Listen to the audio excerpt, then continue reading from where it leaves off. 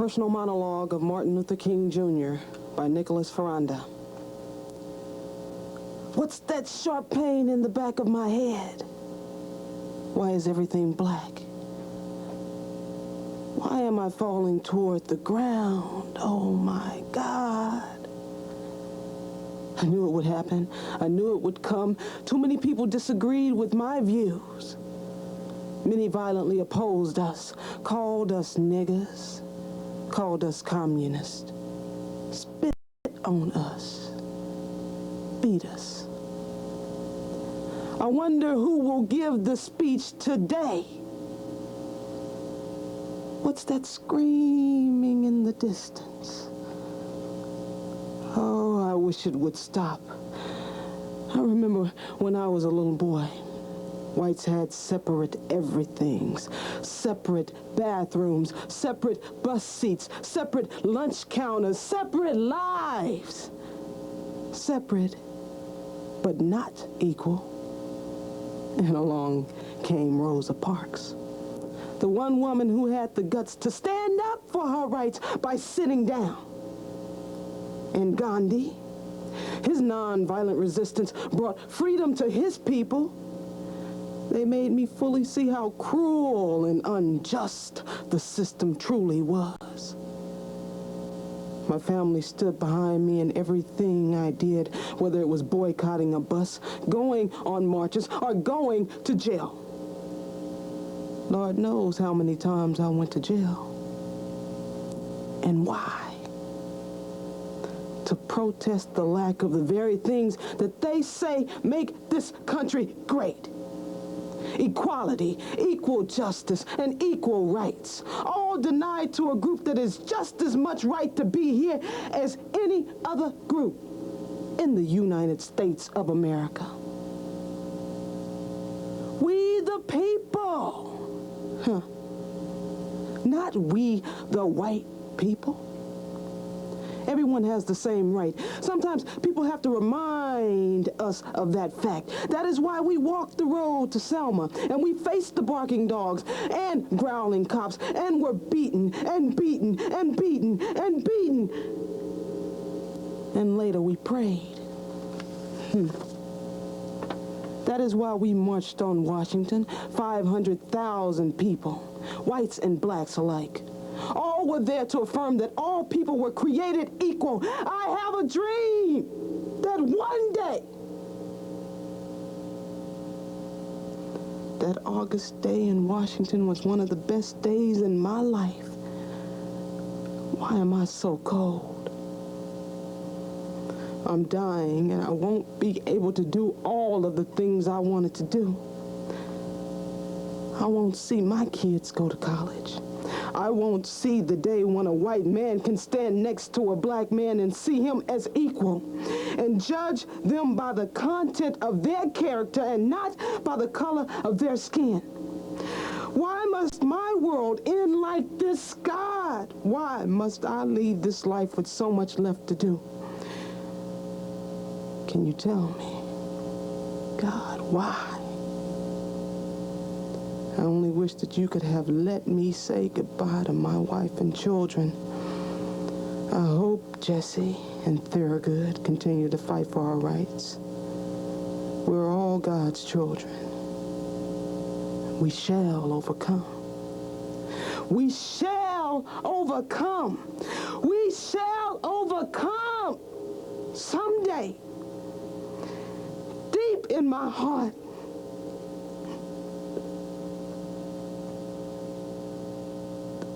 I do believe we shall overcome someday. Someday.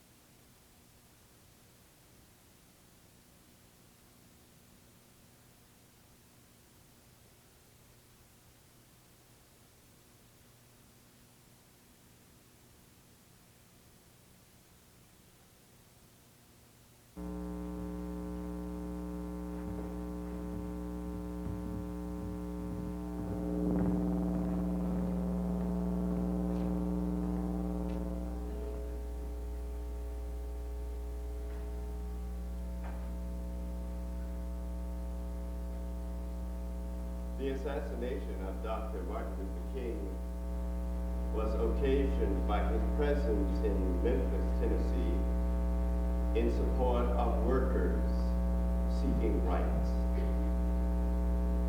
The Legend of Joe Hill is a song arranged by Randall Thompson about a man who in 1930s Tennessee was killed for his support of workers' rights. In tribute to Dr. King's memory, my accompanist, Reverend Rosita Williams, and I would offer this tribute.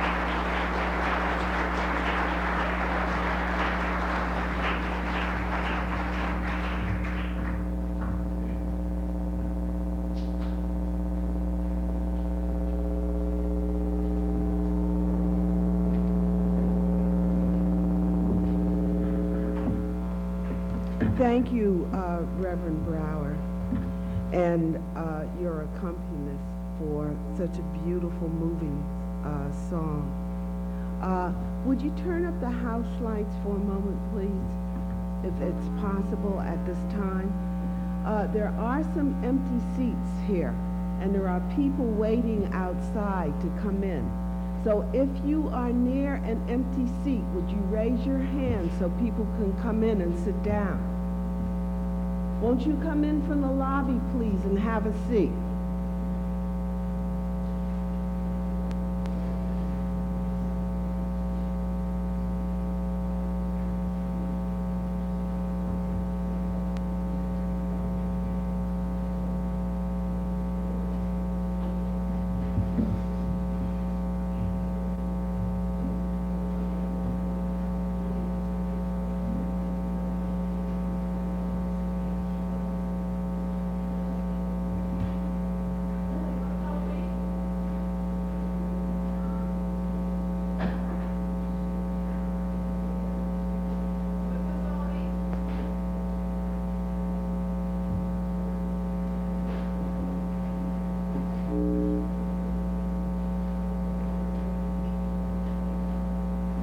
There's some seats over there on the side, up the aisle. Won't you come in and have a seat, please? You're going to do the microphone, so you stay with us there. Although really, you could come in and sit and then come up later. Thanks, Howard. There's still seats back there. Is there anyone else waiting?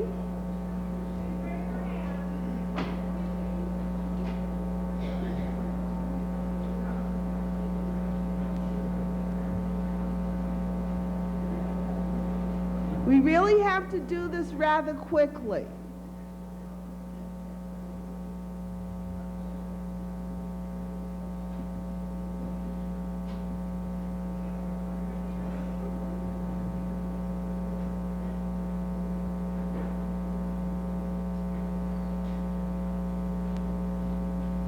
All right, thank you very much.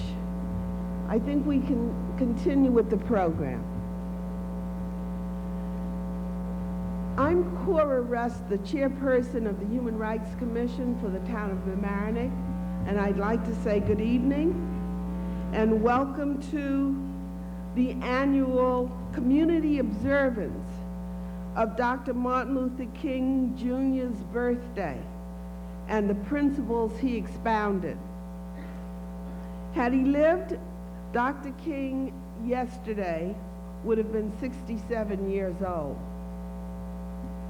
This evening's program, as have all past Human Rights Commission programs, is in honor of Peter Fosick.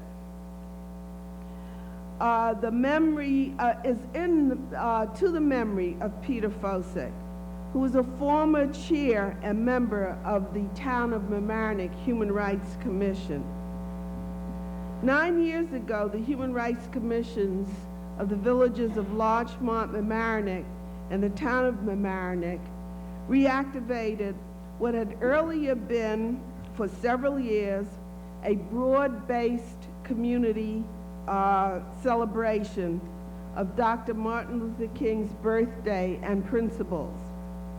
Peter, unfortunately, did not survive to see the first program sponsored by the Human Rights Commission. The Commission's decision to sponsor a public forum honoring Dr. King fell within their charge. At this point, I would like to share with you some information about the Human Rights Commissions. The Human Rights Commissions were created in the mid-1960s by each municipality to ensure the public good. Among their duties, the Human Rights Commissions have the responsibility of fostering mutual respect and understanding among all racial, nationality, religious, gender, and generational groups, and the responsibility of conducting and recommending programs which will increase goodwill within the community and open opportunities in all phases of community life. The commissions also have the responsibility of inquiring into incidences of tension and conflict among the groups, and of taking action designed to alleviate tension and conflict. Without doubt, the concept of human rights commissions and their charge grew out of the civil rights movement spearheaded by Dr. Martin Luther King, Jr. The theme of this evening's program, The Dream at Home, Yesterday, Today, Tomorrow, how is the dream being fulfilled? That is the theme of this evening's program, The Dream at Home. How is the dream being fulfilled in Larchmont Village, in Mamaroneck Village, in the town of Mamaroneck? Am I my brother's keeper? Is the color of my skin less important than the content of my soul? Will these questions be discussed during the forum tonight and after? Let's see. Now, Reverend Shillity will give the invocation. Pastor Tamaro could not be with us at this time this evening. Thank you. Please join me in an attitude of prayer. Lord, tonight we celebrate the life of one whose theme was break down the walls that separate us and unite us in hope and love. For if we are going to be peacemakers in the world, we must remember to make peace among ourselves. Lord, you made the world and everything in it. You created the human race of one stock and gave us the earth for our good stewardship. But Lord, we've been divisive in our thinking, in our speech, and in our actions. We have classified and imprisoned one another. We have fenced each other out by hatred and prejudice. Tonight, help us break down the walls that separate us and unite us in hope and love. For you mean us to be one family, ruled by peace, feasting in freedom, freed from injustice, truly human women and men, children, responsible and responsive in the life we lead, the love we share, and the relationships we create. We shall need, Lord, ever new insights into the truth, awareness of your will for all humanity, and courage to do what is right even when it is not allowed. Persistence in undermining unjust structures until they crumble into dust, and grace to exercise a ministry of reconciliation. Help us to be the ones who break down the walls that separate us and unite us in hope and love as we run this race that Dr. King dreamed of so many years ago.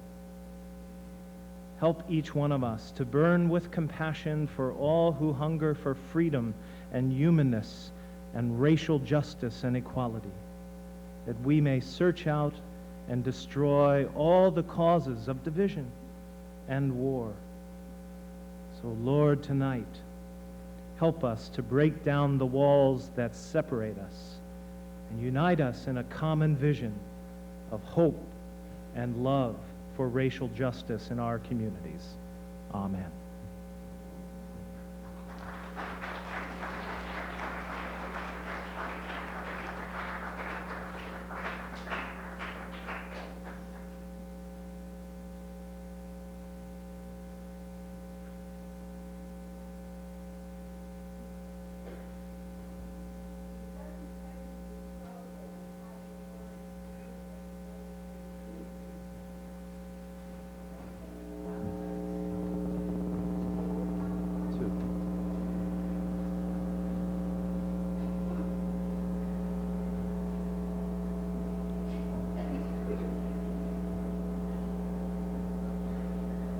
May we stand.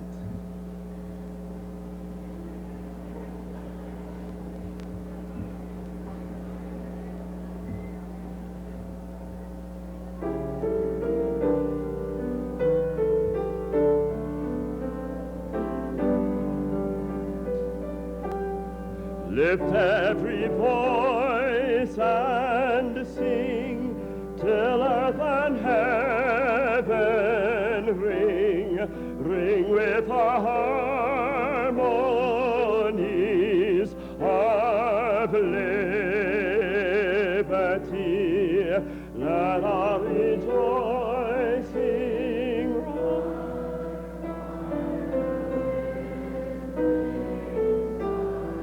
Let it resound high as the rolling sea. Sing a song full of the faith that the dark past has taught us. Sing a song full of the hope that the present has brought us. Facing the rising sun, a new day begun. Let us march on till victory is won. God of our weary years, God of our silent tears, thou who hast brought us thus far on our way, thou who hast by thy might led us into the light. Let us forever in the path we pray. Let our feet stray from the places, our God, where we met thee. Let our heart, drunk with the wine of the world, we forget thee. Shadowed beneath thy hand, may we forever stand, true to our God, true to our native land.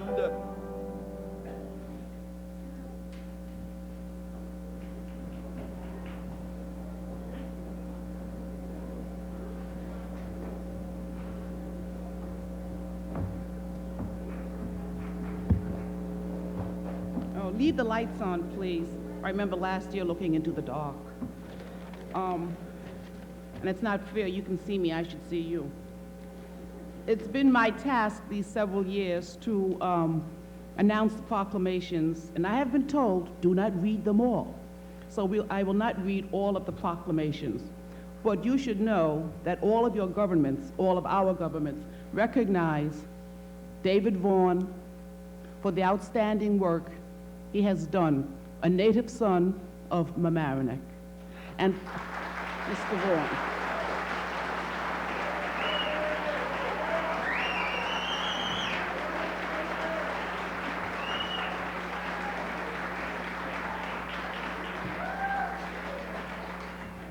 The mayor of the village of Mamaroneck was unable to attend, but I'll just read the last paragraph of his letter. The care and commitment demonstrated by David Vaughan and St. Rita's Clinic reinforces the ideals and goals of Dr. Martin Luther King Jr. and reflects well upon the true character of our community. That is from the village of Mamaroneck. The Congresswoman Lowy also sent a proclamation. Our state senator, Susie Oppenheimer, did so. And of course, from my village of Larchmont, Cheryl Louie, who is someplace in the audience, we also sent. Very little that we can do to thank people like David Vaughan, like St. Rita's Clinic, for the wonderful things that they do. Please give them another round of applause.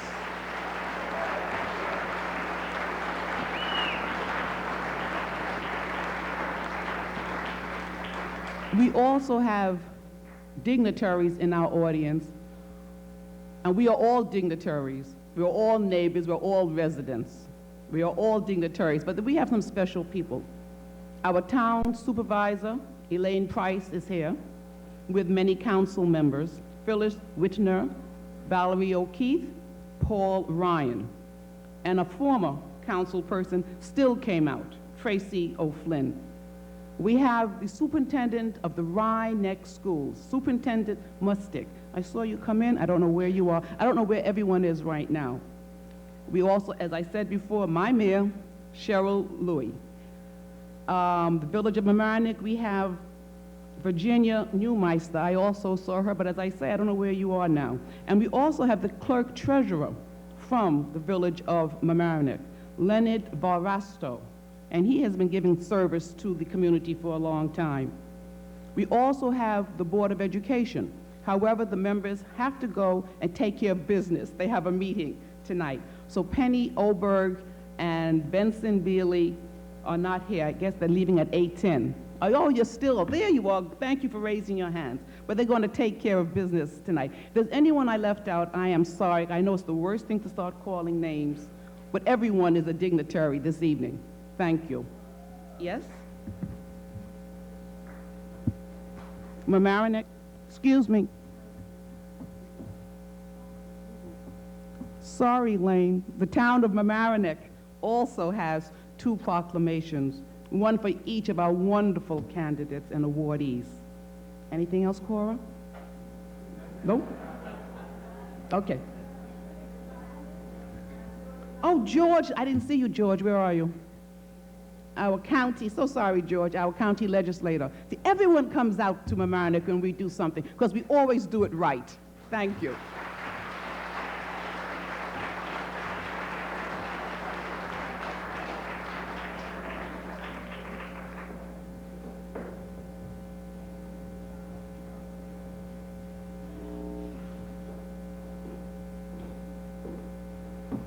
Now we'll have vocal selections by the Hommick School Mixed Ensemble. Are you ready to come out and join us? All right. Look at your programs. They're going to sing 3 selections.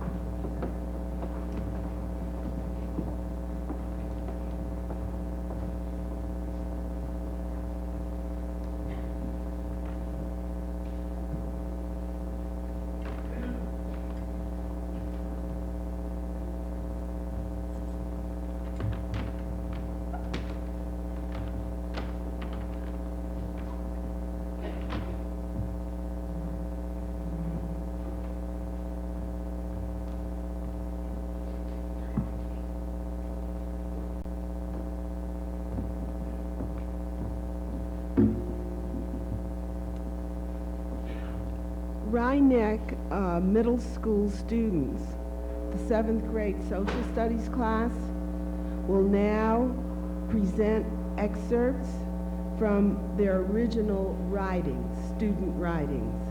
Are you ready?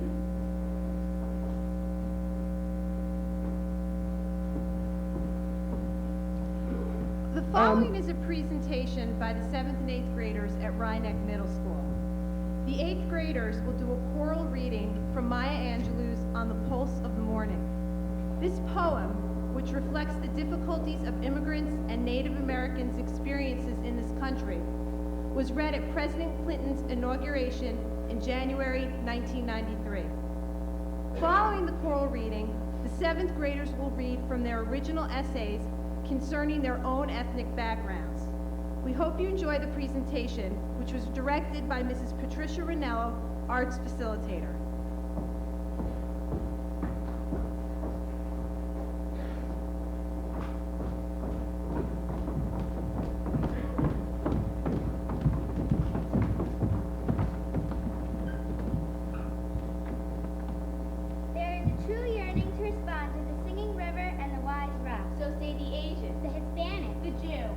Native American, the Sioux, the Catholic, the Muslim, the French, the Greek, the Irish, the rabbi, the priest, the sheik, the gay, the straight, the preacher, the privileged, the homeless, the teacher. They hear, they all hear, the speaking of the tree. They hear the first and last of every tree. Speak to humankind today. Come to me, here beside the river.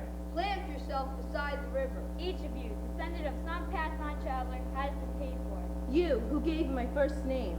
You, Pawnee, Apache, Seneca. You Cherokee Nation who rested with me. Then forced on bloody feet, left me to the employment of other seekers, desperate for gain, starving for gold. You, the Turk, the Arab, the Swede, the German, the Eskimo, the Scot. You, the Ashanti, the Yoruba, the crew, bought, sold, stolen, arriving on the nightmare, praying for a dream. Here, root yourself beside me. I am that tree planted by the river, which will not be moved. I the rock, I the river, I the tree, I am yours. Your passages have been paid. Lift up your faces. You have a piercing need for this bright morning dawning for you.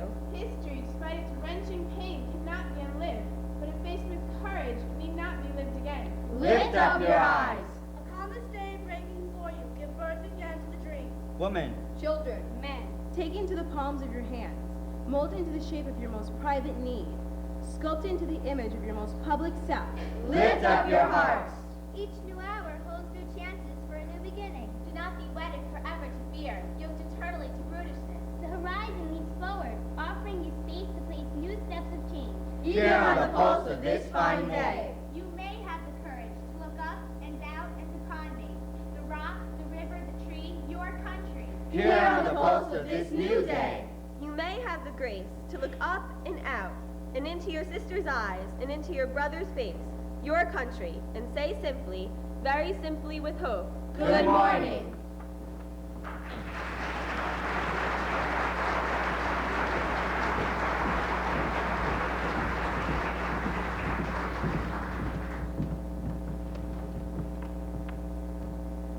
My name is Alexis Rodriguez, and I am of Puerto Rican descent. The prejudice and intolerance that I have experienced is being judged and wrongly accused of being something I am not, just because I look and do things differently. I wish that people wouldn't say these things, but I realize that this will never happen, because these people are lost and need an excuse to let out the anger they have inside them. People could learn to understand Hispanics by really listening to our words with their hearts and not their minds. They need to look beyond the borders of the human mind into the wilderness of the human faith. My name is Chris Mead. My ancestors were from many different countries, 6 to be exact. The country I get the most grief from, though, is Ireland. My Irish descent came to this country in the early part of the century. To be honest, the cracks don't bother me that much. It's the fact that I get to make the same jokes to the people in return, but I don't. I figured that would be stooping to their level. The fact is, my dad never drinks beer. I love Penn State, not Notre Dame. And if it wasn't for bad luck, I'd have no luck at all. My My name is Justine Silver. My ethnic background is Jewish. My great-grandparents came from Russia and Poland.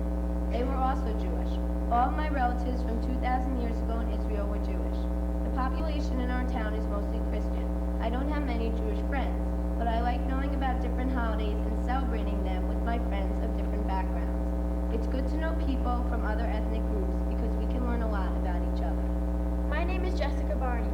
I am proud of my ancestors, the Native Americans, because they built a mutual friendship between themselves and most of the English settlers. In most cases, my ancestors helped the settlers to survive in the New World. The Native Americans were important people throughout history. They helped the Pilgrims survive and ate the first Thanksgiving with them. They were willing to help out and share with others. Although I have never been offended, many of my people have. Some people do not know a lot about them, so they paint pictures in their minds that show Indians as vicious savages that scalp white men. But other people write this down in articles and books and makes people believe the lies about my ancestors. My name is Linda Chavez. I get insulted when people say that all Mexicans are poor and have no manners because it's not true.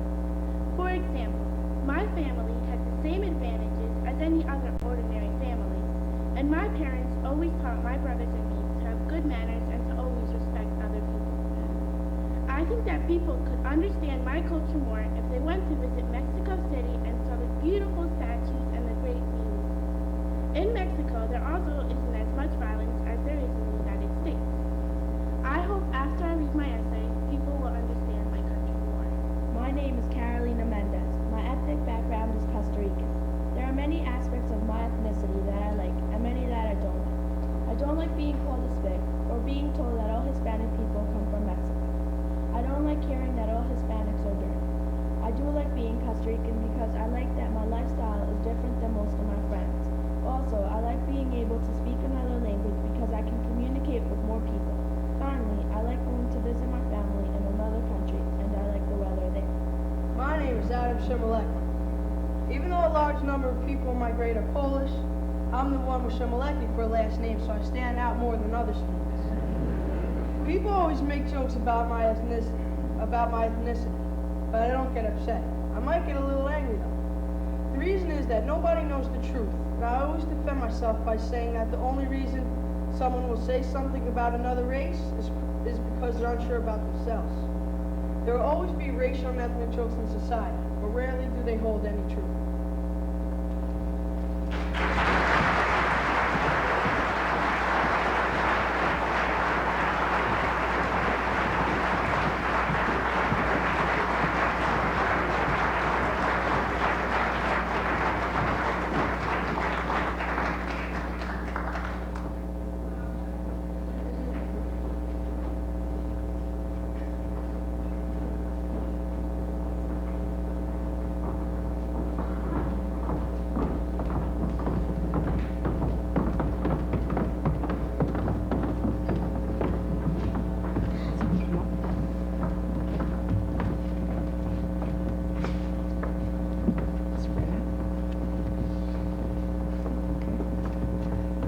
Good evening.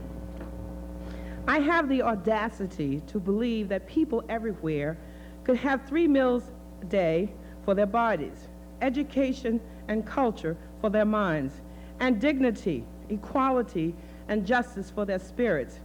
I believe that what self-centered men have torn down, other-centered men can build up. Martin Luther King Jr.'s message of justice, peace, and human dignity is as timeless and powerful today as when he first combined Christian pacifism with getting things done while a seminary student in 1948. He was then studying to become a Baptist preacher. By the time he was assassinated in 1968 at the age of 39, his leadership from the pulpit, at the podium, and in the streets had involved millions in the nonviolent movement for racial equality that helped shatter this country's system of segregation. Dr. King received the Nobel Peace Prize in 1964. Tonight, we have members of the Umoja Club. The Umoja Club is formerly known as the Black Culture Club.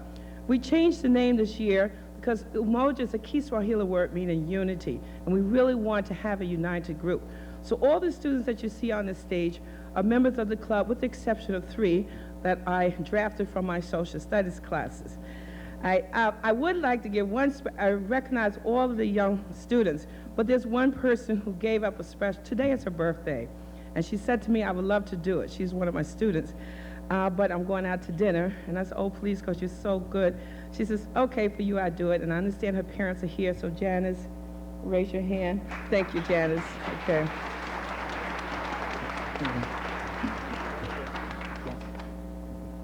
Yes. And the rest of us, of course, are all part of Mamaroneck High School here. In books, speeches, and personal conversation, Dr. Martin Luther King Jr. called black youth to the mountaintop of love, struggle, and excellency. The best tribute all youth, especially our black youth, can pay him today on this 67th anniversary of his birth is to heed the challenge he addressed to them on the subject of individual and group emancipation. Tonight, different students will read some of the things that they have thought about and how they feel about Dr. King. I have to warn you that they are extremely nervous. This is the first time some of them have appeared on the stage, but they wanted to do it, and I'm very happy for that.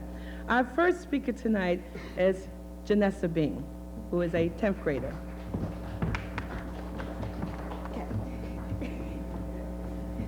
All right. Martin's earliest encounter of racism was at the tender age of 6, when his friendship was ended with 2 white schoolmates by their parents. From that point on, Dr. King's experience in life went from bad to worse until his movement. The only way anyone anywhere is going to be heard is to do it without violence. Today, in towns like Mamaroneck and Larchmont, I'm not sure anybody was listening during the civil rights days. I'm speaking from experience.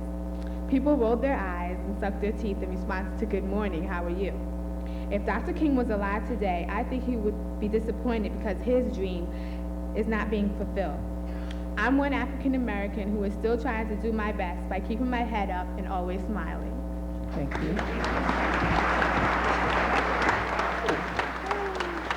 Dr. King spoke on black students in white schools, and he said, the whiteness and blackness of the skin should in no way determine the relationship between black and white students.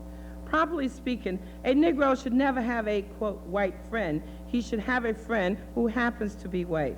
A white person should never have a, quote, colored friend. He should have a friend who happens to be colored. So you should seek to freely associate with white and Negro students, realizing that the relationship is determined by the common humanity of all rather than by race. Janice is our next spokesperson. Equality is the glue that makes people one. Dr. Martin Luther King said that segregation was ruining our society and breaking the binds of equality. By segregating people of different color, each color is given different rights. I believe that no one should be denied any rights that someone else has, especially when color is involved. The color of one's skin is just like makeup. It hides the person beneath. The only difference is that makeup doesn't cause segregation, neither should color. We all have dreams, just like Dr. Martin Luther King. My dream is that Dr. King's words remain embedded in the minds of the children of today. If they remember his words, they will make our future better.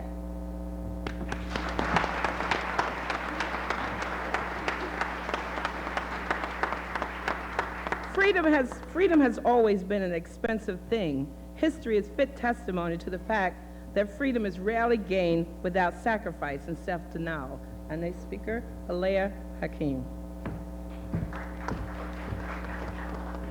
Dr. Martin Luther King Jr. had a dream that one day people of all races could live together in harmony. He wanted freedom to ring loud and clear from the highest mountaintop. He fought for the rights of African Americans all over the nation. Unfortunately, he was not allowed to see his dream come true.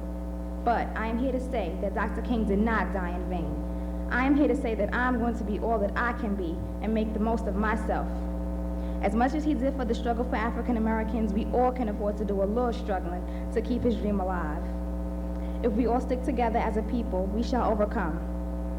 Through us, the children, Dr. King's spirit will live on. Thank you.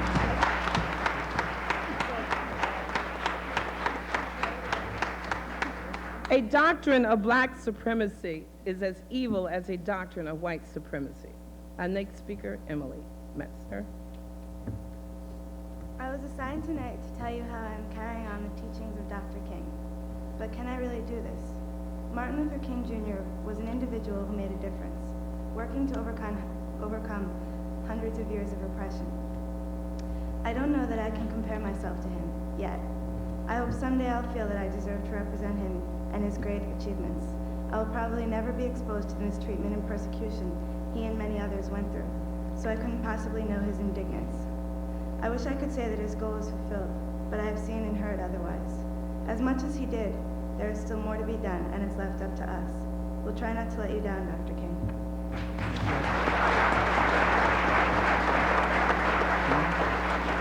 Our next speaker, of course, is a senior, and I will miss him. He's been drafted many years to participate on the program, Ivan Yizer.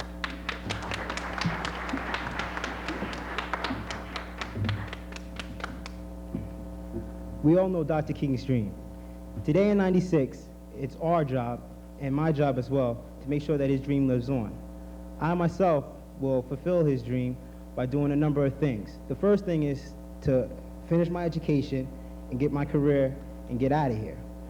But not only that, before I do that, I must also remember that I have to be a role model for all the younger kids and to show them that you can have friends of all races and all colors. I myself have younger brothers, and I will not let them go around and become racist and they're growing up. I would teach them to do the right thing, and not only my family, but all my other friends and all the little kids around that I help. Another way that I'm going to keep and fulfill his dream is by not letting myself become a statistic. Today in '96, it's young African males who are around my age who are getting locked up and who are behind bars. I myself will not let that happen and will keep his dream alive.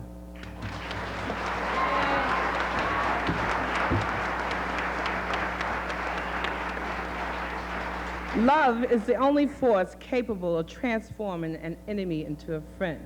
Our next speaker, Michael O'Connor. When I used to think about Martin Luther King Jr., I used to think about his fight against racism. But now I know there's so much more. He taught love between the people and not just the races. Martin Luther King taught me that I should stand up for my ideas because they're just as important as anyone else's. He taught me not to let my voice be frozen by fear of the repercussions. He taught me that if I find a voice, then I will earn the respect of those who have so little. There are so many in this country who are not active. They sit back and watch the world go by, not letting their needs and wants be voiced, and so they go unheard. I think that one of Dr. King's messages is that if you ask, you shall receive. Thank you.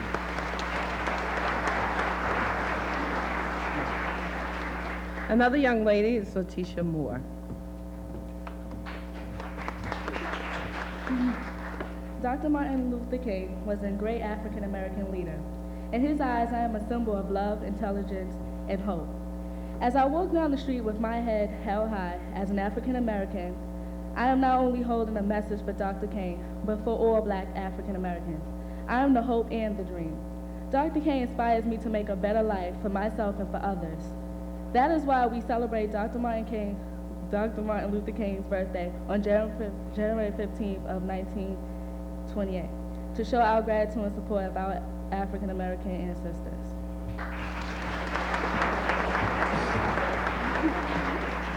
On education, the function of education is to teach one to think intensively and to think critically, but education which stops with efficiency may prove the greatest menace to society. The most dangerous criminal may be the man gifted with reason, but with no morals. We must remember that intelligence is not enough. Intelligence plus character, this is the goal of true education. Our next speaker, Amber Powell.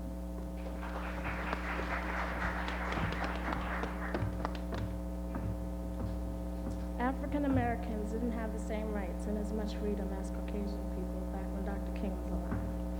African Americans couldn't even sit in the front of a bus. They had to sit in the back of the bus or stand up. Thanks to Dr. Martin Luther King Jr. and Rosa Parks, I can sit where I want and be what I want to be. I'm a proud and beautiful young African American woman. I will be somebody. The dream will always live in me.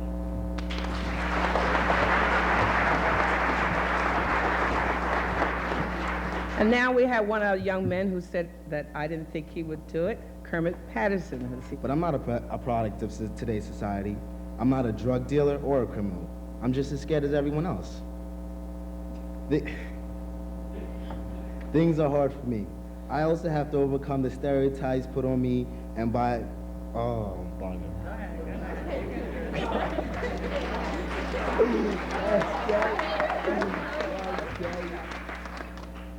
I also have to overcome the stereotypes put on me and people like me.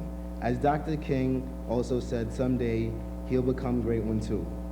I might not be a civil rights leader or even a preacher, but even if I'm just a man, I'll be a strong man as Dr. Martin Luther King.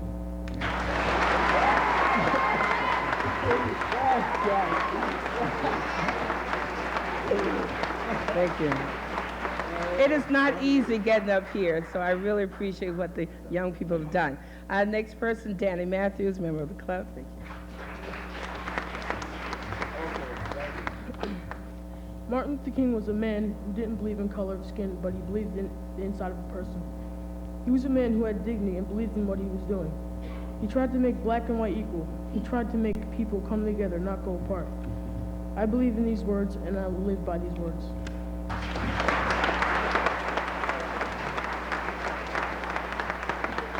Our next young man who told me, Ms. Ford, I'm going to be sweating bullets, but I'll try to do it for you, David Smith.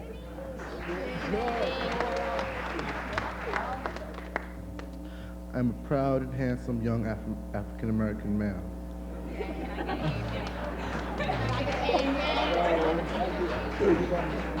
I am Dr. King's dream.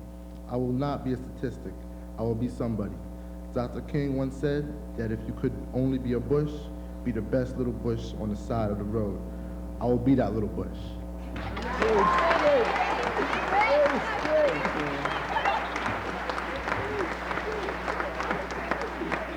And our final student, who's also a senior, who's also been very reliable for these past 4 years, Sonny Harris.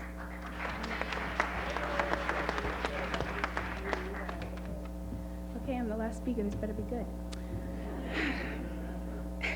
I'm an African-American female of mixed background as far back as my great-grandparents. I, by the grace of God, am not a statistic. But of course, you heard that one before. I have no children, am not a drug addict, and I'm not on welfare. I work for all I have and appreciate it more. I'm a role model for my younger cousins, and I have accomplished a lot. We are the next generation. We do not have the same ideas as our parents or grandparents, but still, we remember Dr. King. He was one of the great ones. We only get 3 great ones in a lifetime. He helped millions of African Americans all over the United States to see that they can have equal rights. His voice and visions helped us to see that there is so much to look forward to in the future. But now it is our time, our place. Do not push us down. Do not put us down, push us out, or ignore us. We are simply waiting for our great one to come. Someday it may be me you will be assembling for, or it may even be any of the other young people on the stage. It might even be your children, if you give us the chance. Thank you.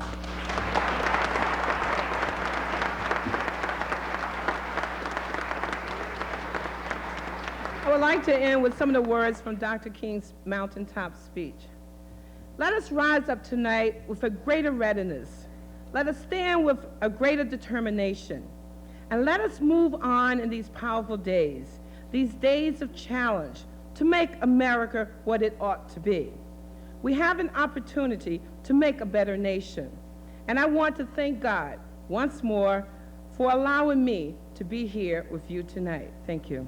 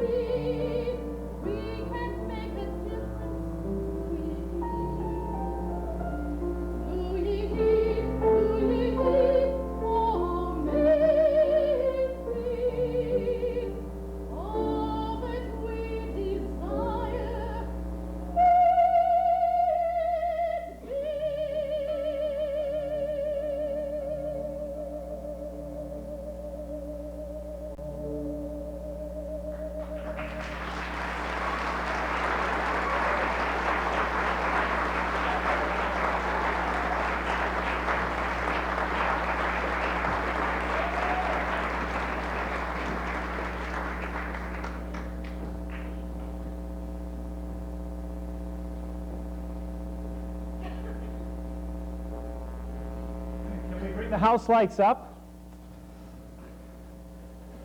Good evening, everyone. You heard me introduced a little earlier, so I don't need to be reintroduced again.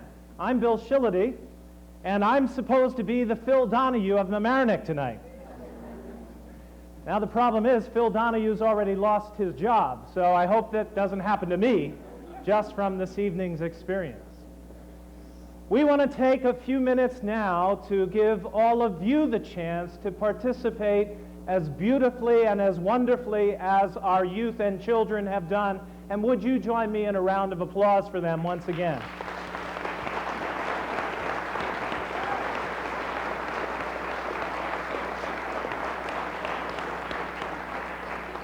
They have done beautifully in sharing with us some of the thoughts of the dream of Dr. King.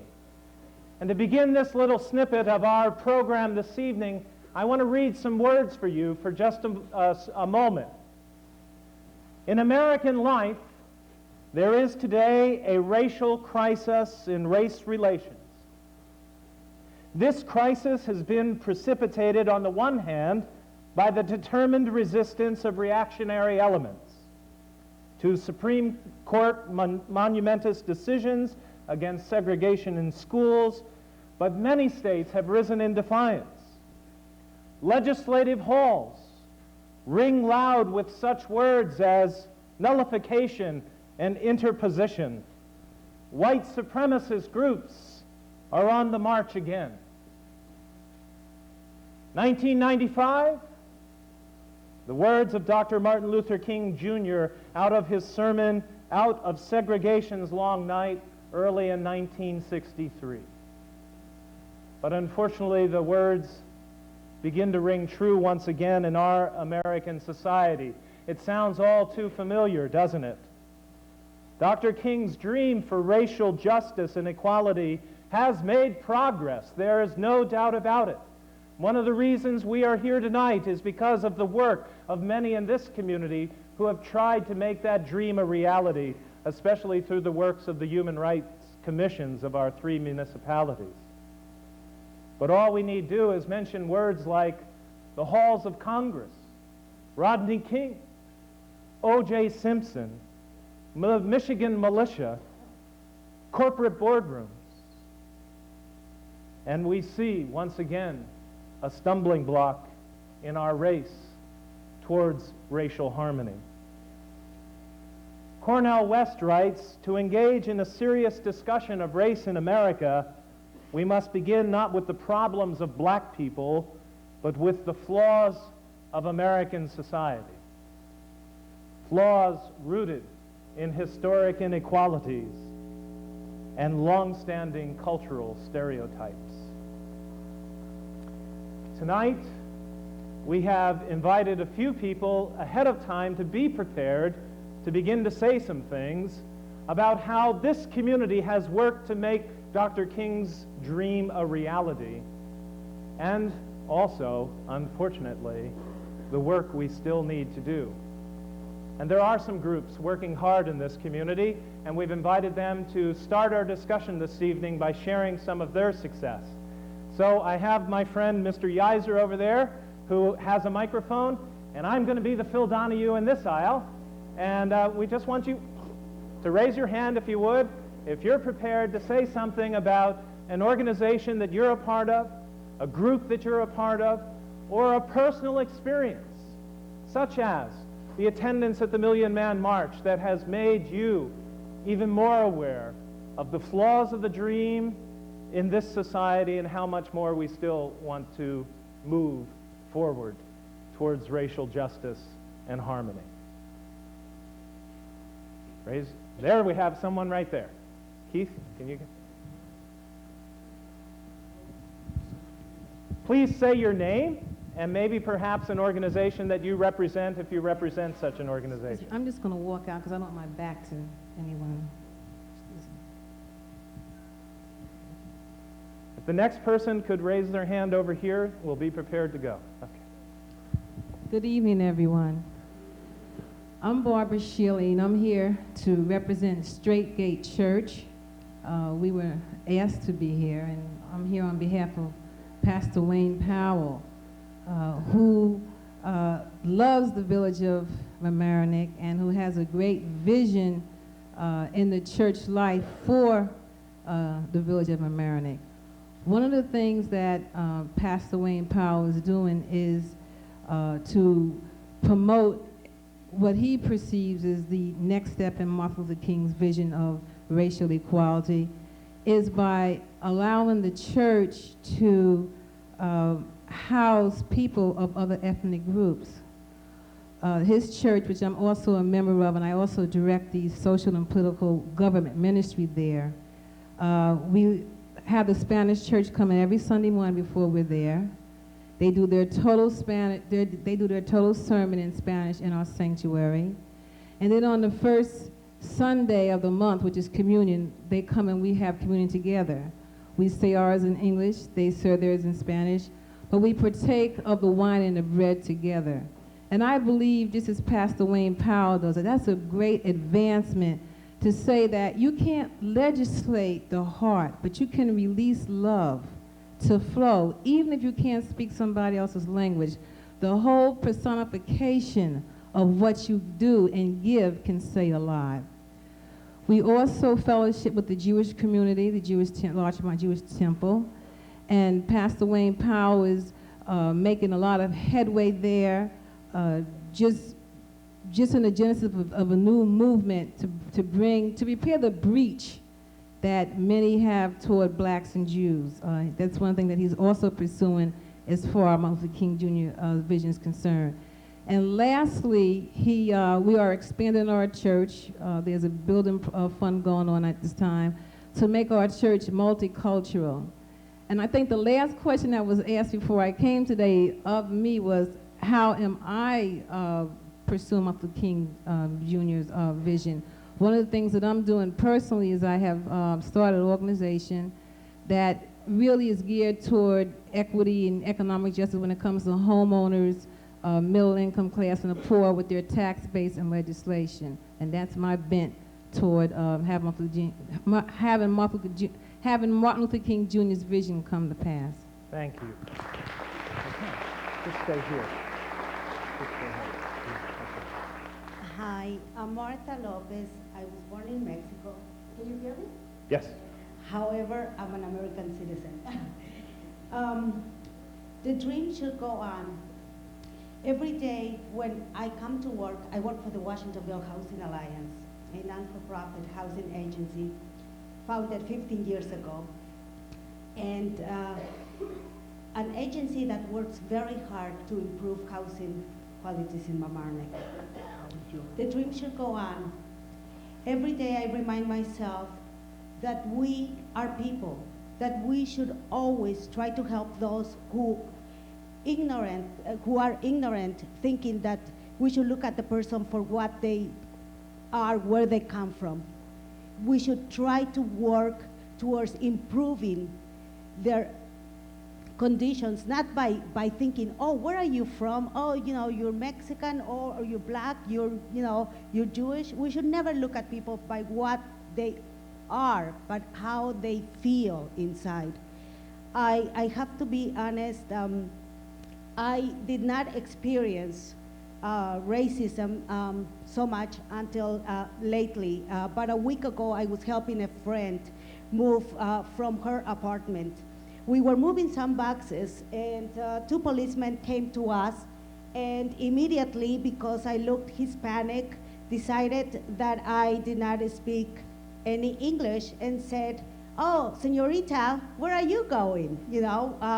I never felt so offended and so hurt. My friend turned to me and said, Martha, don't worry. This is what we have all gone through. Now you know what it is to feel black. I was so hurt. I was just so angry that I decided every day, if I can tell someone when I see them, thinking that people should be looked for what they are, to remind them that, we are people. We cannot go by saying, well, because you're from here, you're like this, or stereotype people. We should look for what they have inside. Thank you. Thank you.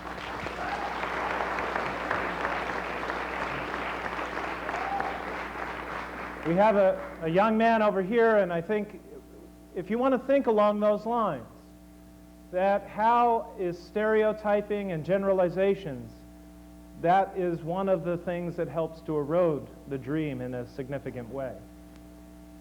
Say your name and...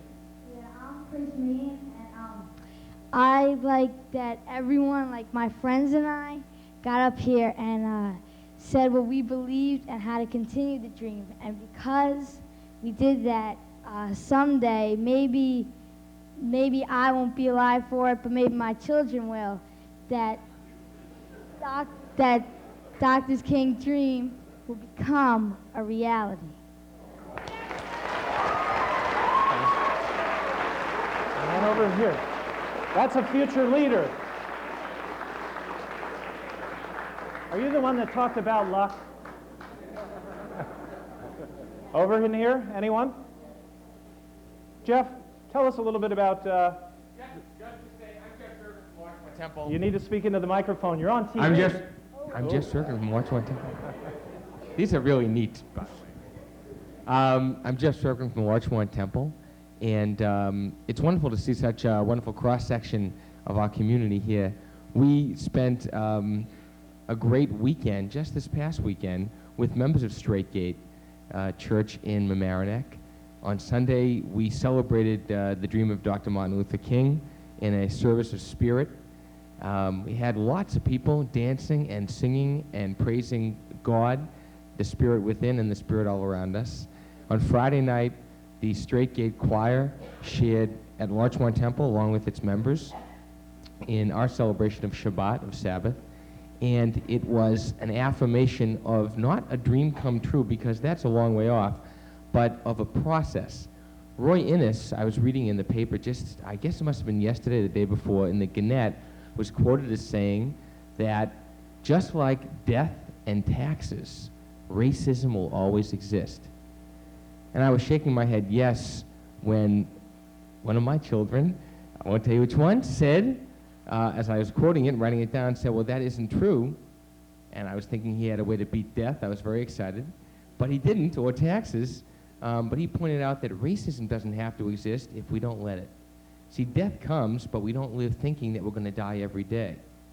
Taxes come, but you don't spend every day of the year worrying about how much you have to pay. Racism exists, and it will, until we are ready to reach out, not change the world, but just our little corner of it. We're trying to do that at Larchmont Temple with Straight Gate Church, and all really with the community all around us in little ways. We're going to be sharing in educational projects with our young people, hopefully next year as well with our adult communities, learning together about each other's cultures, about each other's sense of God in the world, and hopefully working together on some, as we would call them, mitzvah projects, social justice programs that can help better our community, because that's the way we build together. That's the bridge that we hope we can all walk on for a long time to come. Thank you, Jeff.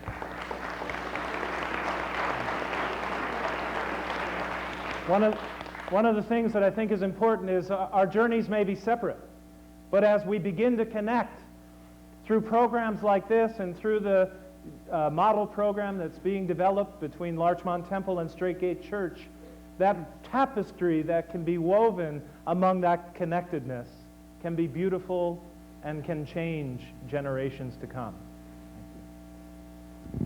Hi, my name is Bruce Shearer, and I'm one of the plants here in the audience tonight.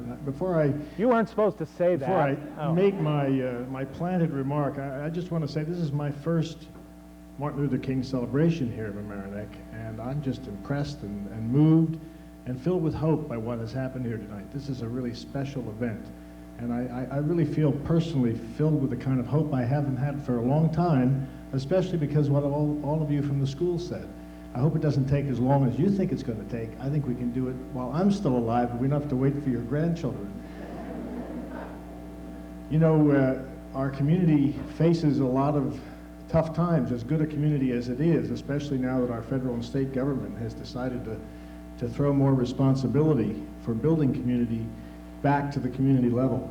And about a year ago, this room was filled with about as many people to to have a challenge put forward to it from people who work around the world and locally about how we can, all of us in our own communities as volunteers, gather together and try to meet the important social demands in our communities. This has been going on now for about a year, and there's a group that doesn't even really have a name that's meeting regularly, and we'd all, those of us who've been doing this, would like to invite the rest of you who are not yet involved to please come and get involved. It's a group of volunteers that's formed working task groups. One of the groups has prepared a social services guide for the greater Mamaroneck-Larchmont area, which lists about 34 social service agencies and not only tells what services they provide, but also what opportunities for volunteering that they provide. There's another group that's working to organize an event on May 16th at the town hall that will look at the different social service agencies and other types of volunteering in the community.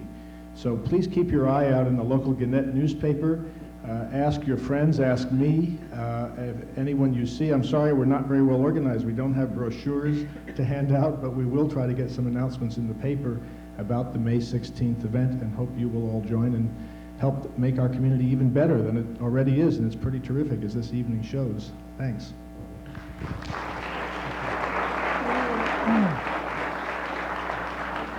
Will you stand up, please? My name is Irving Rust. I'm Cora's husband, and I work in the inner city Bronx. And you know, the inner city Bronx is known as a ghetto area, and all through our country there are areas that are ghettos. It's not unfamiliar to people of European extraction. Many people knew what a ghetto was. But our country, in the history of our country, there's always been ghettos. It started going back to the Native Americans, and it's very disappointing that we haven't got to the point of getting rid of our ghettos. We here, who are affluent, many of us have moved away and gotten up to the nice areas of the Westchester, and we forget what it was like. And some of us still remember what it was like in the inner cities. I'm hoping that when we think of this, we put our lives and our thought towards getting rid of our inner cities. We need leaders. I'm disappointed with Nita Lowey not being here, with Susie Oppenheimer not being here. They're good people, but we need leaders who are not just going to put their lips say. We need people who are going to put their mouths and their votes where we need them at. So I'm hoping in the future that we think of what America is really like, and we put our effort towards getting rid of the problems, the myriad of problems that we have in our country. And we can only do that if we reach out to each other. So I'm so pleased to be here. Last night I saw on Channel 13 Mississippi voter registration, and I couldn't believe it was only 30 years ago where Cheney, Schwerin, and Goodman got killed. We're not far from that. We're going back to that, and we just can't let that happen. So I'm so glad that we're here and people are coming out and extending themselves. Thank you.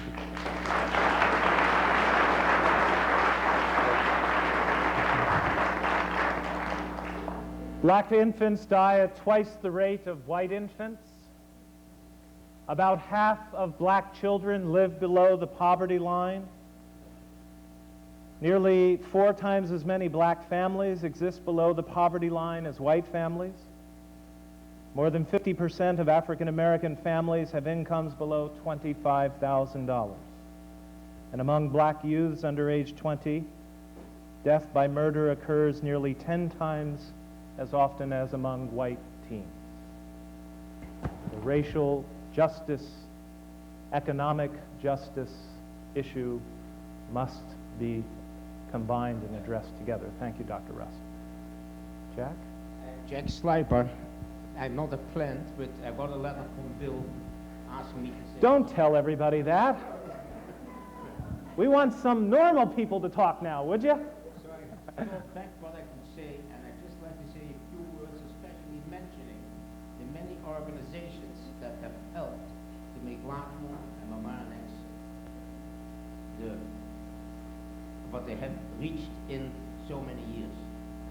When I started writing, I realized that this is the 10th year, 96, that we will grow vegetables at the reservoir. that have been giving the first 7 years to the temples and the churches, that cook dinners for the homeless and the less fortunate, most of the people being in the Mamaroneck Hotel and spread in homes around Larchmond, Mamaroneck. The vegetables are grown at the Larchmond Reservoir, the James Johnson Conservancy, that was dedicated as a park by the village and the town of Mamaroneck 10 years ago, 12 years ago, I think.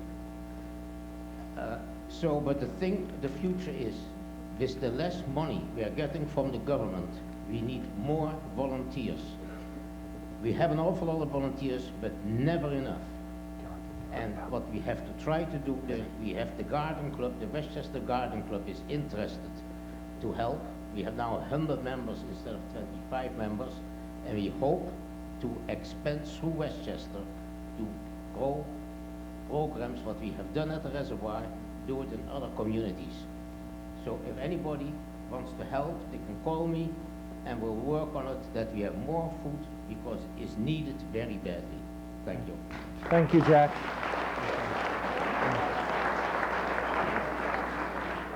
We have one here and then we'll go upstairs there. Say this because Mr. Sliper has done some very special things, and his organization has. I've been attached or connected with a house for developmentally disabled people, and he has taken equipment there. He has worked with the people there to help them start a garden, as well as supplying them with the produce or products of his garden. Thanks, Jack.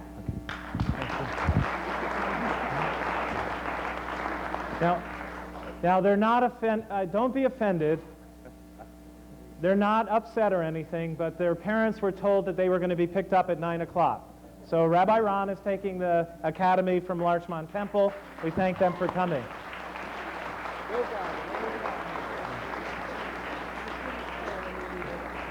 We have one here and then a person up there. Is it okay if I sit? Sure. Yeah, thanks. Say who you are. I'm sorry. Marvin Wexler.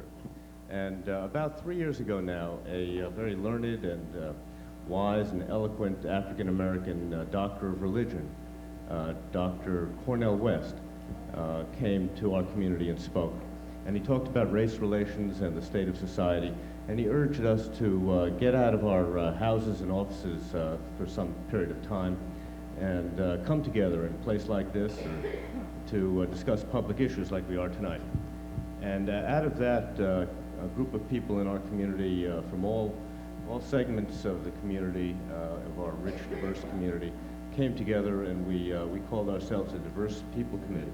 And we've been meeting now for the past 3 years, once a month. And out of that has come some very tangible successes and some intangible successes. The intangible ones are just the process of talking together and getting to know one another, which is very worthwhile. And the tangible successes have been several, and I'd like to talk about one in particular, and that is our mentor program. We have a program in the school system here for the past 2 years in which mentors have been linked with mentees in the 5th grade and the 4th grade. And it's a very rewarding program, and we wish that more people would get involved. We have about 20 mentors and 20 mentees, and it's really doing wonders for both the adults and the children involved. And it bridges the gaps here and brings people together in a wonderful way. Also, we've been doing some other things, and we put together a proposal. We call it the Proposal for Building Community in Our Community, which is available outside, and it talks about lots of things. One of the things it talks about is the kind of thing that happened this past weekend, which other of the speakers have mentioned, at Straight Gate Church. Some people have asked whether the dream lives, whether people really remember what Dr. Martin Luther King was about. I think that not only does live, but I think that Dr. King was really there with us this past Sunday night at Straight Gate Church when we were praying together and singing together and clapping together. And it's the beginning of a great relationship between those two houses of worship, and we hope it's the beginning of the same kind of relationship between other houses of worship in this community. It's going to do marvels, I think. Thank you. Marvin.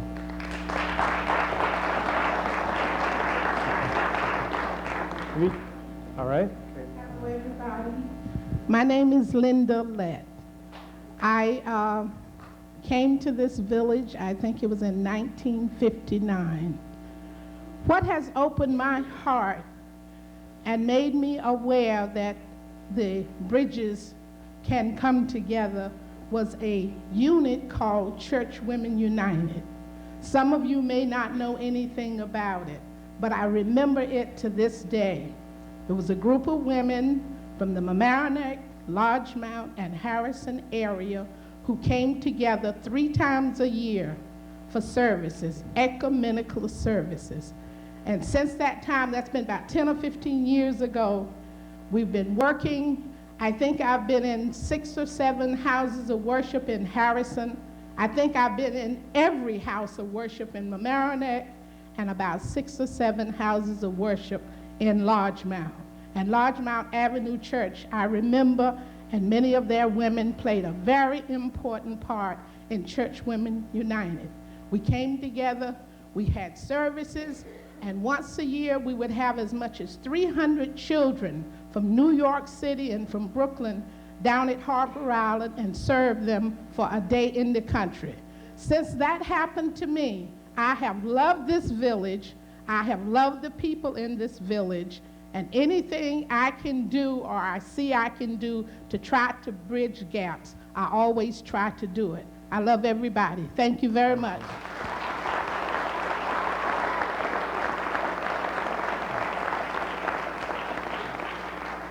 All right.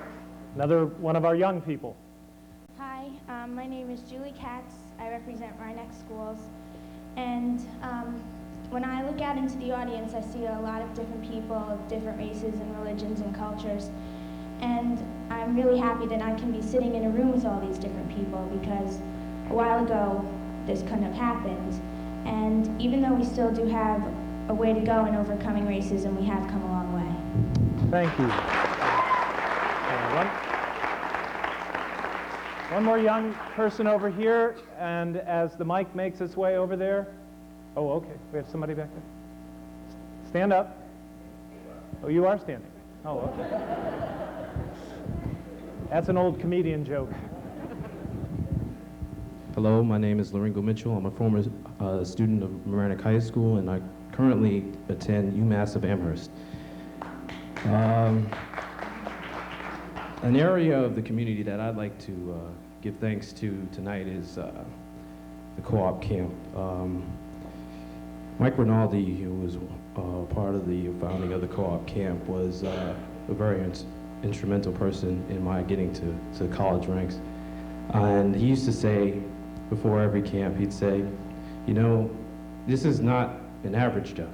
You know, you could go to the other camps and possibly make more money, but you're here because this is the vacation for some of the students, some of the kids that are coming here. They don't go off to Cape Cod, or they don't go down south, or they don't go to the various other places. You know, this is the vacation for many of the kids that live in the flats in the other areas. And I'd like to praise them because they invested time in children instead of de-invested time in children, which the country seems to be going right now. Thank you. All right, thank you.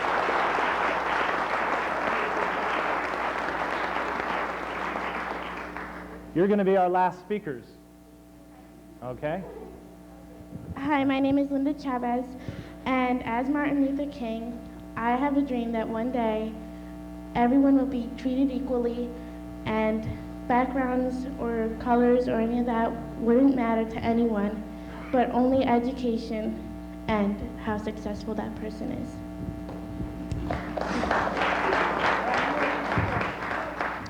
Hi, my name's Alexis Rodriguez, and I feel the same way Linda does. As I watch TV, usually at night, I see the way black people and Hispanics and Chinese people have been treated, and I feel really horrible and I feel bad. Sometimes people might feel threatened about it, but they shouldn't really listen to that, because the people who say things about them are really lost, and they need to look beyond their borders of their mind and look into the wilderness of the human faith, where they'll find love for people.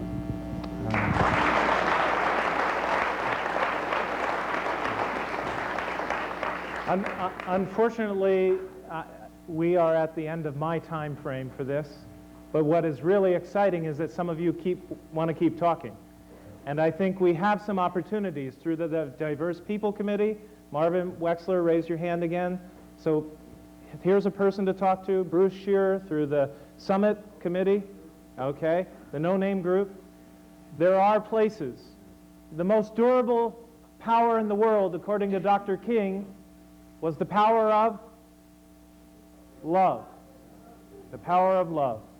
And I heard that expressed a few times this evening, and that's what we need to continue to hold in our hearts and not judge people on the basis of the color of their skin, but on the content of their character. Thank you very much.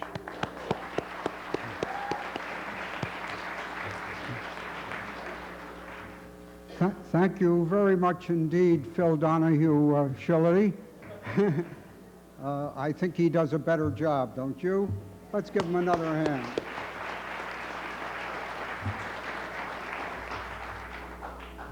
And thank you to all of you who participated in this discussion. It certainly is very helpful and useful for everyone in the community to come out and talk about the things we can do together. Each year, for the past 7 years, we have, the Human Rights Commissions have presented awards on the occasion of our Martin Luther King event, awards in memory of Peter Fosek, as Cora Rust mentioned. And we have presented them not to people who have sought publicity, not to organizations who have sought publicity, although the organizations can all use funds and would welcome them, but to people who in their quiet way have gone about the business of helping other people, even though all of them have plenty to do themselves, either in their ongoing professions and businesses or in their retirement in other activities that keep them involved. And we've honored some wonderful people, and most of them are here tonight, and I won't go through the whole list. You heard Martha Lopez tonight. Last year we honored Marzella Garland, the chairperson of both the Washingtonville Housing Alliance, where Martha is kind of runs the office very effectively, along with Ellen Levy.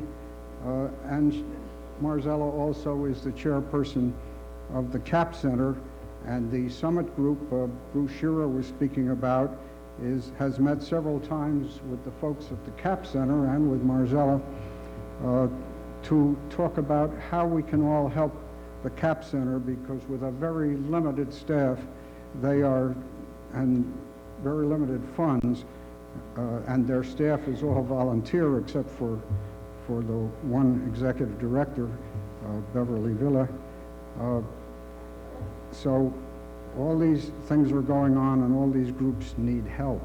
Now tonight again, we honor folks who have just gone out on their own and done things very quietly. And we heard our young high school senior, Mr. Yazar, of a distinguished Pomeranic family, say that his business was not to get in trouble and use drugs and get in jail, but to get his education and get out of here. But David Vaughn has had a different vision, and that is not to get out of here.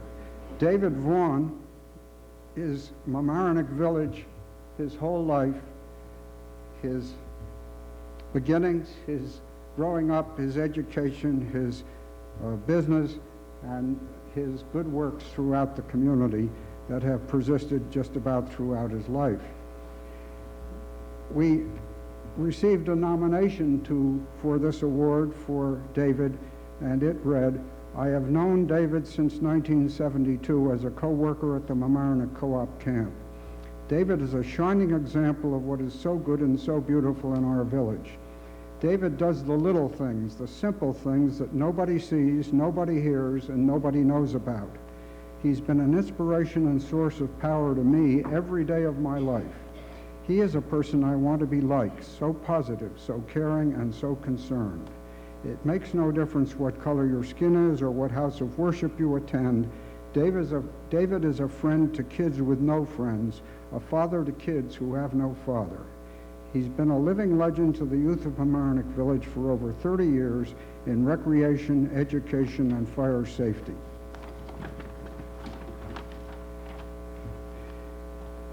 Among David's activities have been the School Board Selection Committee, the Mamaroneck Larchmont Student Aid Fund, the Community School, the Mamaroneck Avenue PTA Board, the Twilight Basketball League, former fire chief of the Village of Mamaroneck Volunteer Fire Department, member of the Youth Employment Services Board, member of the Washingtonville Housing Alliance Board, Board of Directors of the Larchmont Mamaroneck Old Timers Association, former trustee and board member of the Barry Avenue AME Zion Church, co-op camp staff member, leader of Webelow Scouts, and a Village of Mamaroneck Recreation Commission member. David, we would appreciate it if you'd come up here so we can shake your hand.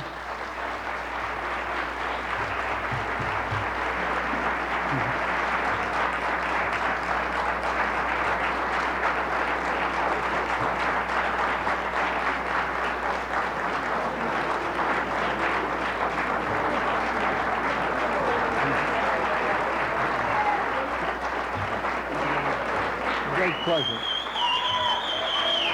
Here's the camera.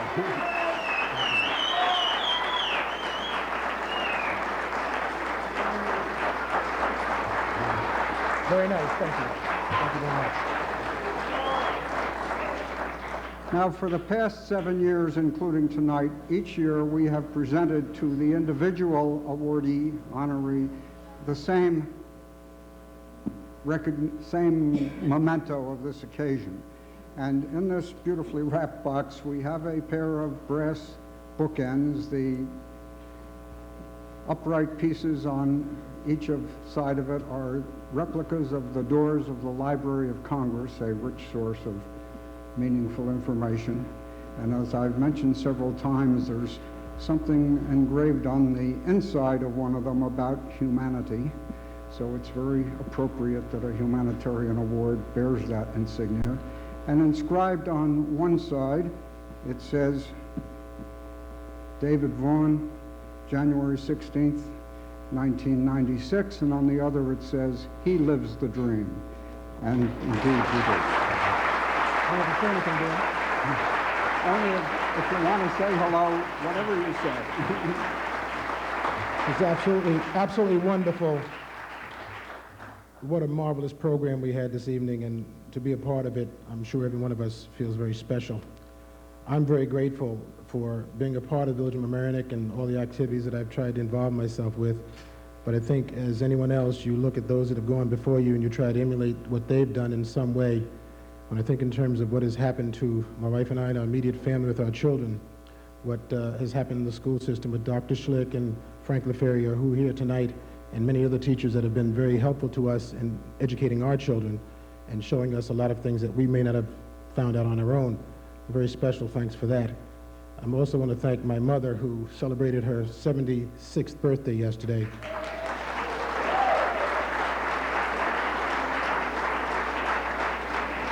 There are many people in the community that, as people have said, that they want to grow up and be like. When I think of John Quadrini and Charlie Regano and many, many others, and I want to thank Mike Sedano and all the family at Co-op and the family at Davis Studio and Al Croson, who's on the mend, and wish Al well, and many, many other folks in town, the entire volunteer fire department, Mamaroneck Fire Department. Given the opportunity to do what I've been able to try to do in Mamaroneck has been something that I've appreciated. Someone saw fit that I could possibly offer some service to the Village of Mamaroneck Recreation Commission at some time ago. And I think that was just a wonderful thing for me at that time, and I had no idea it was going to be so long, but it was just wonderful to be a part of it. And I think there are many other people that we have to look for and ask if they can come forward and be a part of also. Maybe they have something to contribute. When I think in terms of the chain is the strongest, its weakest link, there are many, many other folks in the village of Mamaroneck that must be asked to come forward that are a little shy, as I was, and probably still am, to do something and be a part of the community. In particular, I'd like to thank my wife, Carol, whose support and just being there for me all the time when it meant many nights to be out, doing something that I really love to do. It's hard to keep things happy when your husband's out all the time, but she was able to do that for us, and I want to thank my wife, Carol, and all my sisters that are here, and my daughter, Lynn.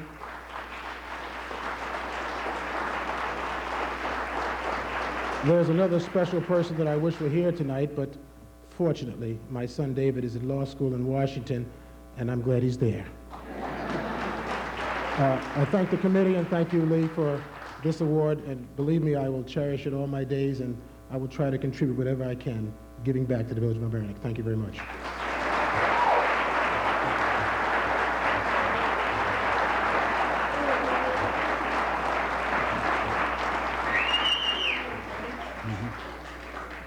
Well, and we thank you, David, and your family for letting you contribute so much to the community. Now, we have honored organizations over the years. We honored People Together Forum on the Homeless. In the first year, we gave an award, and they were taking care of the needs of people who were temporarily sheltered at the Larchmont and Mamaroneck motels, providing them necessities, clothing, food, what have you, help with their school situations. Then we honored I Care, a private voluntary group which has provided transitional housing for homeless people trying to find their way towards better conditions, and they have been very successful in doing that.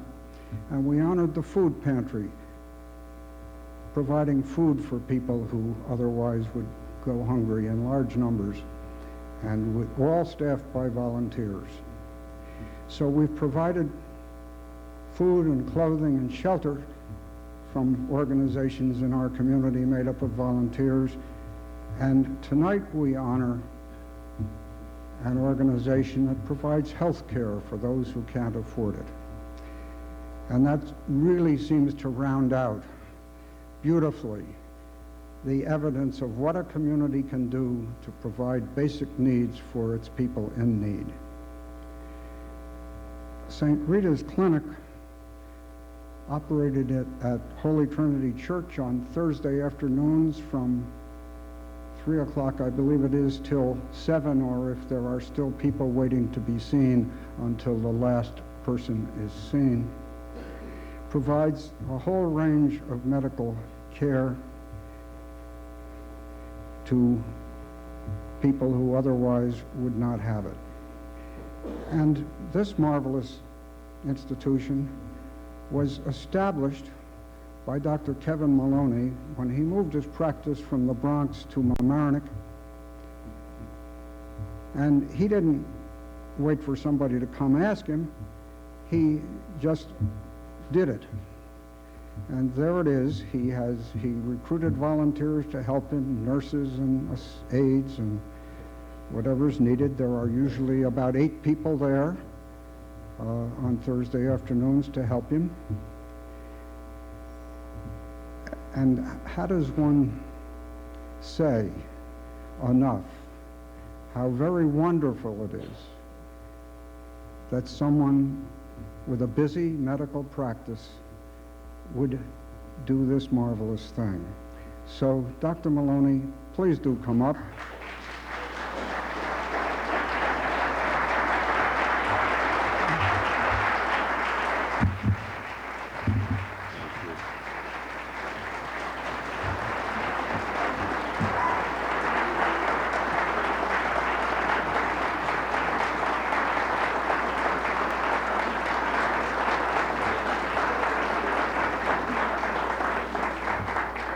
Now, you need to know, you saw David Vaughan come up here, and he's all dressed up fancy with his jacket and tie, just like I am. And you see Dr. Maloney come up here looking rather casual. That's because he came direct from the emergency room where he was on duty tonight.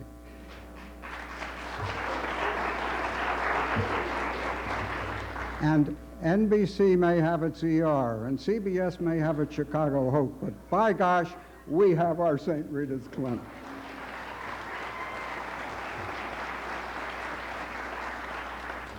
Now, doctor, I lied to you. I told you that we would have a check for St. Rita's Clinic for $200. It's for $300. Fantastic. Thank you very much, sir. We also wanted to give the good doctor something that he could either use himself or use at the clinic, and it occurred to me that a brand new 1996 edition of the Physician's Desk Reference might be something he could use, and I passed that by him, and he said, hey, yeah, that would be pretty good.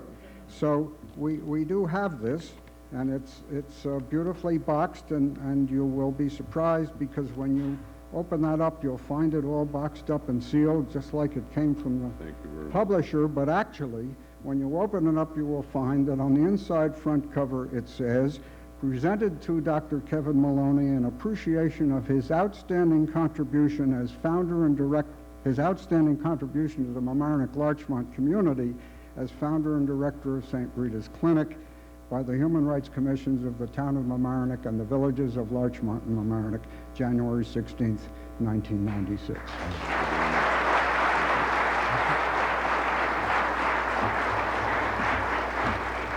Thank you all. Really, the community deserves more attention than I do in this case. Everybody in the villages of Mamaroneck, Larchmont, Harrison, and Rye have contributed wonderfully to this cause, so much so that had they not contributed, I really couldn't have done it by myself. I started out one day with just my little black bag in a room at the school, which used to be the school at Holy Trinity. And since then, it's grown into really quite a center where we do anything really that's done in any medical office, any clinic, or any medical center. We're even equipped to treat people who are in shock or who drop dead from cardiac arrest. We have unbelievable equipment there. So I'd really like to thank the communities for their support. Aside from St. Rita's, I was sitting here tonight, being that we're really here in honor of Martin Luther King Day, and I was thinking to myself, a strange thought just came to me. I hadn't thought of it before I came here tonight, that in my office I have a lab tech who's Puerto Rican, I have a secretary that's half Jewish, I have two other secretaries who are Italian, I'm married to an Italian, and I have a partner who just came on with me a few months ago, and he's Afro-American. I hadn't really thought of this until we gathered here tonight. And I'd especially like to say to the children who are here that if you don't have prejudice in you, don't let it ever enter into you. I can remember there are times, and I was just very lucky. I never had prejudice growing up, and I consider that luck because there is so much prejudice in the world. I can remember times hearing people talk in a prejudiced way and not understanding it, just not being able to understand it. And when I grew up and did try to understand it, I thought to myself, how terrible for these people. The anger that I heard from them was incredible. I mean, prejudice causes you nothing but pain and anger. And you should consider yourself lucky if you don't have it, and if you do have it, you should try to relieve yourself of it. Who the heck wants to be angry and in pain? So I'd just like you all think about that tonight. And thank you all for this. I really appreciate it. And again, it really should be, it's the community that should be on it tonight, not me, but I thank you nonetheless. And thank you, Rick.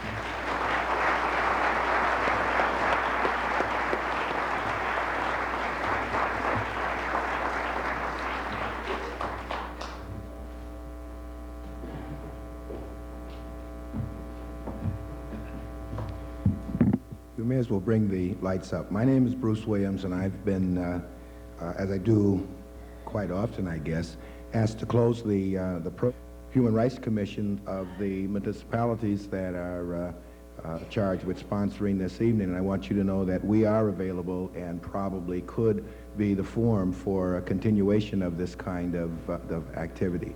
I remember what Senator Bill Bradley said not long ago, and that was, if you haven't discussed race issues with someone who is not a member of your race recently, then you may well be part of the race problem. I really believe he probably had an excellent point there.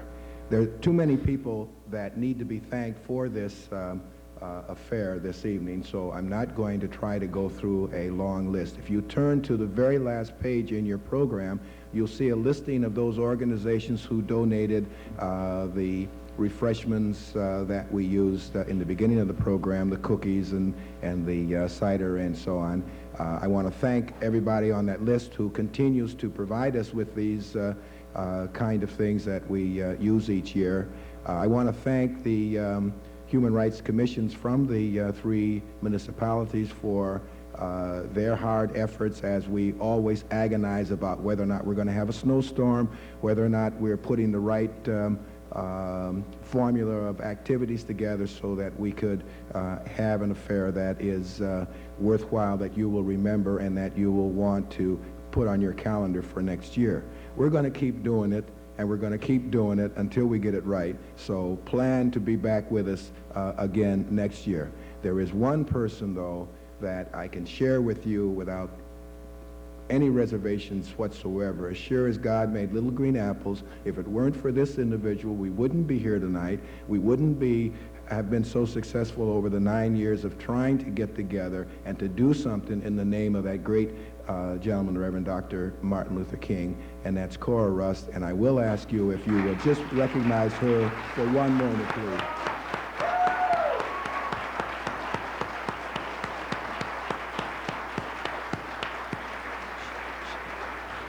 She is the glue that keeps us all together, and believe me, it's a pleasure working with her. My final responsibility this evening is to invite the Reverend Dr.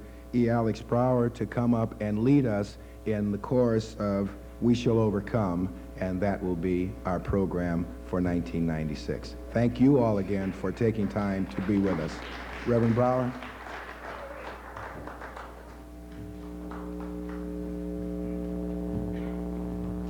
If I may be permitted the latitude of this brief remark, I came to Mamaroneck a little more than a year ago as pastor of Barry Avenue AME Zion Church. But the first time I sang this song in a gathering was 35 years ago, when at the age of 15, I was on a bus bound for Selma, Alabama.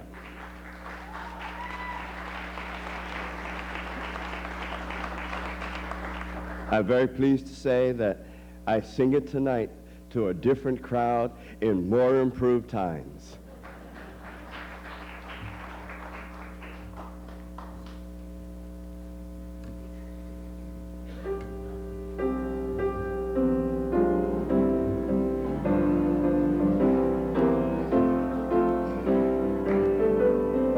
We shall overcome.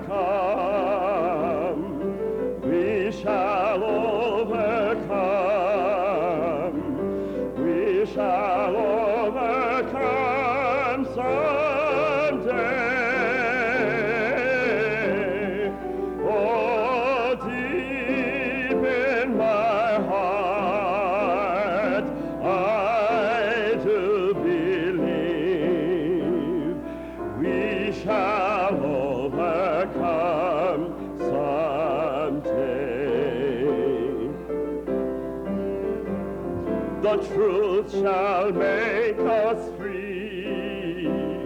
The truth shall make us free. The truth shall make us free someday. Oh, deep in my heart, I do believe we shall overcome.